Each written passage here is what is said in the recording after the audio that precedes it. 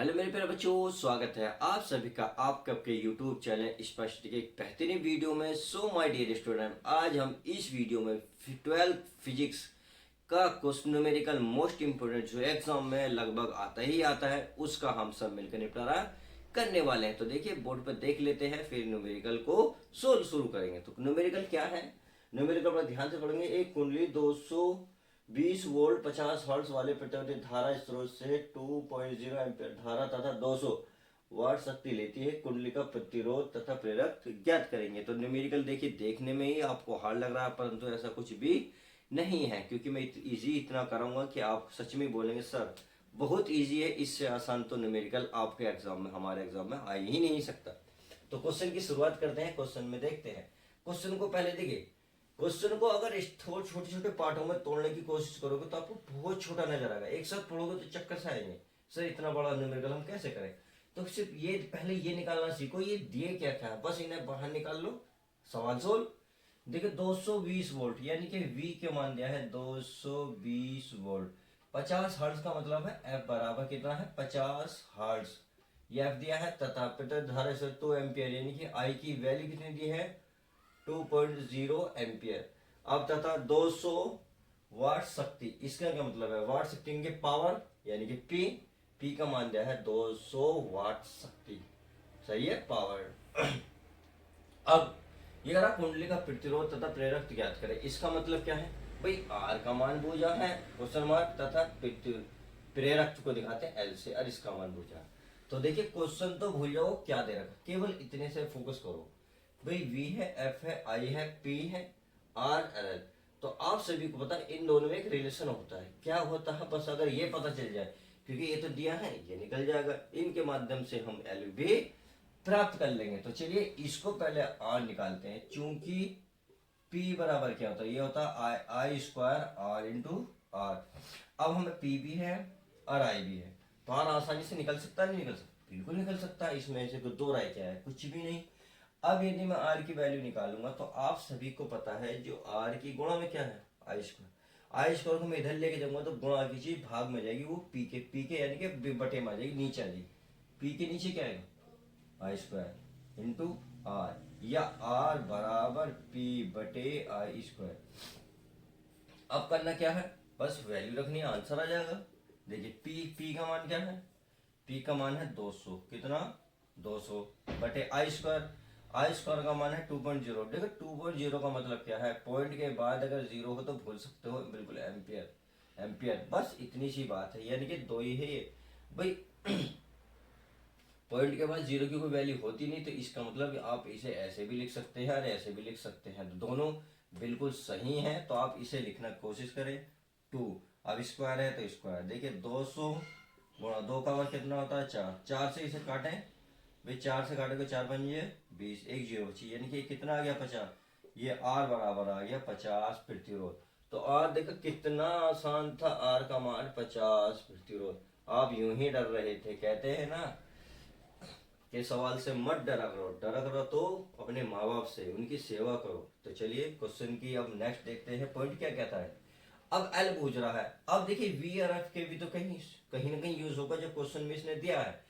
तो क्वेश्चन का मतलब यह है कि यदि हम F का मान निकालें, यानी कि L कैसे निकलेगा, L बराबर एक्स एल बटे 2 पाई F। देखिए ये होता है L का फॉर्मूला। अब हमें XL भी चाहिए, 2F तो है ही। यदि XL मिल जाए तो इसका मतलब L निकाल सकते हैं। देखिए XL कहाँ से निकलेगा, अब इसको प्राप्त करने के लिए Z बराबर क्या होता है, Z बराबर होता है V बटे क्या होता है I, V बटे I। अब V की वैल्यू कितनी है 220, कितनी दोस्तों मेरे बच्चों 220 बटे I की वैल्यू कितनी है 2, इसे 2 से काटोगे कितना बटा 110, और ये क्या हो जाएगा प्रतिरोध। तब Z बराबर क्या फॉर्मूला लगा सकते हो इसे प्राप्त करने के लिए, ये बनेगा R स्क्वायर प्लस XL का स्क्वायर। बस हो गया सिंपल। Z की वैल्यू है 110 बराबर R की वैल्यू कितनी निकाल गया है 50, 50 का क्या हो जाएगा स्क्वायर प्लस XL हमें प्राप्त करना ही है। तो कितना आसान सवाल है, बहुत इजी सवाल है, इससे आसान तो सवाल है ही नहीं। अब इस वर्गमूल को देखिए, ये है जो वर्गमूल है, इस अंडर रूट भी बोलते हैं। जब इसको इधर लाओगे तो ये इस तरीके का बन जाएगा, यानी कि 110 का क्या बन जाएगा, स्क्वायर बन जाएगा। फिर क्या बनेगा आपका 50 का स्क्वायर है प्लस एक्स एल का स्क्वायर। अब 110 का वर्ग क्या होता है भाई, आप पहले 11 का वर्ग निकालें। 11 का वर्ग होता है 121, तो 121 तो ही लिखें। अब इसका क्या मतलब है, देखिए 110 का मतलब भाई आप 11 गुणा 11 लिख रहे थे, अब जीरो जीरो यहाँ लिखेंगे तो 2 जीरो हो गई भाई, एक जीरो ये, क्योंकि 11 है, 11 का वर्ग निकला 121, और एक और एक कितनी जीरो गई, तो बस सवाल 5 का होता है 25 और double zero plus x L का स्क्वायर। अब ये इधर है प्लस में, प्लस की चीज कहाँ आएगी, माइनस में। क्या आएगी, माइनस में। तो देखिए घटा लेते हैं भाई, इसको इसमें से घटाएंगे तो ये आएगा 21 double zero minus 25 double zero बराबर एक्स एल का स्क्वायर। अब करना क्या है, इसको इसमें से माइनस करना है। देखिए डबल जीरो की डबल जीरो, अगर आप अलग घटाना चाहते हो अलग घटा सकते हो, अगर आपको दिक्कत आ रही है तब। देखिए जीरो जीरो, इधर हाथ से लेंगे 11, 11 में से 5 गए 6, इधर बचा 2, सॉरी 1, इधर लेंगे 11, 11 में से 2 गए 9, तो ये बचेगा आपका 9600 बराबर एक्स एल का स्क्वायर। अब ये स्क्वायर है, स्क्वायर इधर लाओगे तो अंडर रूट बनेगा, मैंने बताया ना। इसको जो देखो, इसको मैं इधर लेके अंडर रूट बना, अंडर रूट को इधर लाओगे तो वर्ग बन जाएगा, तो बस यही है। इसको इधर लाओगे तो ये बन जाएगा डबल जीरो का अंडर रूट बराबर एक्स एल का स्क्वायर। अब करना क्या है, इसको वर्गमूल से बाहर निकालना। तो वर्गमूल सिखा दूं मैं, यहीं पे सिखा देता हूँ ताकि आपको न्यूमेरिकल में ही हेल्प मिल जाए, या फिर इसको ना कहीं भी लिख दो, कोई दिक्कत नहीं है। हमें 96 का वर्गमूल निकालना है इस तरीके से, बिना इसके निकलेगा भी नहीं। इधर से मैंने बताया था, पिछले वीडियो में बताया था, आपको जोड़ा बनाए इधर साइड से। देखिए जिधर से लिखते हैं इधर से जोड़ा बनाए, पूरा बन गया। जोड़ा का मतलब 2 अंक लेने हैं, 2 अंक लिए फिर ये लेंगे। अब ऐसा पहाड़ा पढ़ेंगे तो 96 हो या 96 से कम हो, अर्थात वो संख्या लेंगे, जो भी संख्या लोगे उसकी उसमें मल्टीप्लाई करके देखो। मान लीजिए सर आपने 4 ली, तो 4 की 4 में मल्टीप्लाई करो, 4 चौक 16, इससे तो बहुत छोटा है। 5 भी छोटा रहेगा, 5 5 25 6। अगर मैं 7 लूँ, देखिए 7 को लूंगा तो 7 के 7 में ही गुणा करूंगा, 7 सत्ते 49, इसका मतलब बहुत छोटा है। 8 का लूंगा, 8 अट्ठे 64, 9 ने देखिए 9 का देखते हैं, 9 गुणा 9, 9 ने 81, इसके आसपास है। 10 का देख लेते हैं, क्या 10 पे चल जाएगी, नहीं चलेगी। 10 पे चलेगी तो क्या होगा, 10 हाँ 100, तो 100 तो बहुत ज्यादा हो गया, तो इसका मतलब 10 तो हम लेंगे नहीं, क्या लेंगे 9 लेंगे। तो बस 9 लिखेंगे 3 जगह, 1 2 और 3, बस। देखिए 9 की 9 में गुणा करके 9 कितने होते हैं 81। देखिए यहाँ गुणा करके लिखेंगे इधर, और जब इन्हें लिखेंगे तो नीचे लिखेंगे जोड़ के, 9 9 कितने होते हैं 18। तो इस बात का विशेष ध्यान रखें। अब 96 में से 81 घटाओ, कितने बचेंगे 15, होता रहेंगे डबल जीरो। लगभग कितनी बार चलेगा ये भाई देखते हैं लगभग कितनी बार चलेगा, क्योंकि जितना यहाँ लिखोगे, मान लो मैं 7 का लिख के चेक करूं क्या ये सही होगा या गलत, चेक कर लेते हैं, कोई दिक्कत नहीं है। 187 7, बस 7 7 49, हासिल को 4, 7 8 56, 50 60, हासिल को 6, 7 6 13, सही आया, इससे छोटा है, बहुत अच्छी बात है। यदि 8 बार चला के देखें तो क्या दिक्कत है, कभी उससे कभी कम पड़ जाए। 8 8 64, 6 अच्छा 8 64, अच्छा कितना 70, हासिल को 7, 7 और 5 15, तो कितने 1504, ज्यादा हो गया। तो इसका मतलब 8 पे नहीं चलेगा, किस पे चलेगा 7 पे। और कितनी जगह लिखोगे 3 जगह, 1 2 3। अब देखिए इसकी गुणा हमने भी करी थी, कितना 1309, कितना आता है 1309। अब इसको माइनस कर लेते हैं, 10 10 में से 9 गए 1, यहाँ बचा 9, 9 में से 9, यहाँ बचा 14, 4 इनके 4, 4 3 गया 1, बस यही है। अब करना क्या है इसे पहले जोड़ो, 7 7 14, हासिल को 1 8 1 9, और ये देखिए लगभग इससे छोटा है, इससे छोटा तो पॉइंट लगाओ, पॉइंट लगाते ही यहाँ क्या बनेगी डबल जीरो, क्या बनेगी डबल जीरो। अब देखें कितनी बार चलेगा, लगभग समथिंग मान के चलो ये 9 के आसपास चल जाएगा या 8 के पास चलेगा, चेक कर लेंगे क्या दिक्कत हो गई। पर 194, अगर हम 8 बार चेक करें पहले, 8 8 64, हासिल को 6, 8 चौक 32 और 6 38, 3 72 3 75 7 8 15। तो इससे छोटा 8 बार चल जाएगा। अगर 9 बार चलाएंगे तो 9 बार ज़्यादा बन जाएगा, तो इसका मतलब 8 के समथिंग ही चलेगा पॉइंट, यानी कि 8 8 8। तो इसका कितना चल गया देखा, ये आया 15 5 8 4। तो कितना आसान सवाल था। अब ये निकालने पर हमें ये तो मिल गया, तो इसका वर्गमूल क्या, इसका वर्गमूल आया, यानी कि एक्स एल का जो अंडर रूट के वैल्यू आई, अरे सॉरी इस पे नहीं चलेगा, यू एक्स एल ही रहेगा।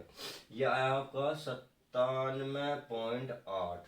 तो आई होप अब समझ गए होंगे कि किस तरीके से मैंने निकाला है। तो इसको रफ कर देता हूँ ताकि हमें जगह आसानी से मिल जाए। अब इसको रफ कर लेते हैं और इसको भी क्या कर लेते हैं, मिटा देता हूँ।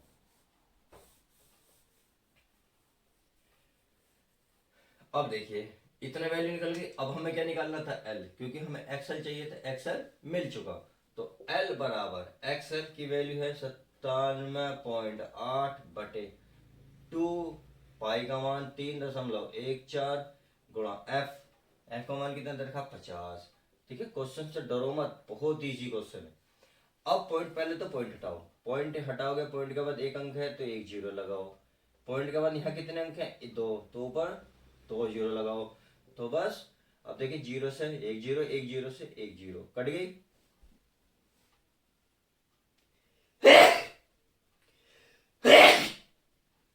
सॉरी दोस्तों, थोड़ा सा नजला हो रहा है इसलिए।